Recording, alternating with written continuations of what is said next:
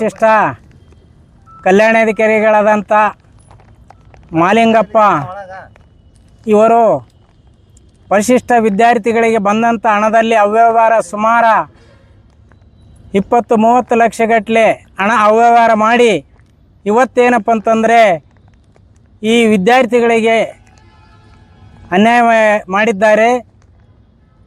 ಈ ಅನ್ಯಾಯ ವಿರುದ್ಧ ನಮ್ಮ ಸಮಾಜದ ಎಲ್ಲ ಹನುಮೇಶ್ ನಾಯಕ ಜಿಲ್ಲಾಧ್ಯಕ್ಷರು ಇವರು ಮತ್ತು ಅನೇಕ ನಮ್ಮ ಇವರು ದಾಖಲಾತಿ ಸಮೇತವಾಗಿ ಎಲ್ಲ ಅಧಿಕಾರಿಗಳಿಗೆ ಏನಪ್ಪ ಅಂತಂದರೆ ಅವರ ಸಂಗತಿಯನ್ನು ತಿಳಿಸಿದ್ರು ಕೂಡ ಇದುವರೆಗಾಗಿ ಮಾಲಿಂಗಪ್ಪ ಅವರ ಮೇಲೆ ಯಾವುದೇ ಕ್ರಮ ಆಗಿಲ್ಲ.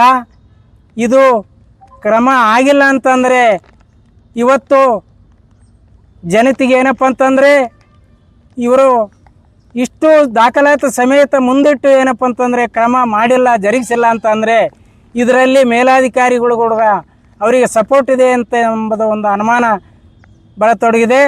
ಆದ ಕಾರಣ ಆದಷ್ಟು ಶೀಘ್ರವಾಗಿ ಮಾಲಿಂಗಪ್ಪ ಇವರನ್ನು ಅಮಾನತುಗೊಳಿಸಿ ಆ ದುರ್ಬಳಕೆ ಮಾಡಿಕೊಂಡಂಥ ಹಣವನ್ನು ಪುನಃ ಸರ್ಕಾರಕ್ಕೆ ಏನಪ್ಪ ಅಂತಂದರೆ ವಸೂಲಿ ಮಾಡಿ ಸರ್ಕಾರಕ್ಕೆ ತೆಗೆದುಕೊಳ್ಳಬೇಕಾಗಿ ಈ ಧರಣಿ ಸತ್ಯಾಗ್ರಹದ ಮೂಲಕ ಇಡೀ ಈ ನಮ್ಮ ಸಮಾಜ ಮತ್ತು ಈ ಇಡೀ ತಾಲೂಕಿನ ಸಾರ್ವಜನಿಕ ಬೇಡಿಕೆಯಾಗಿದೆ.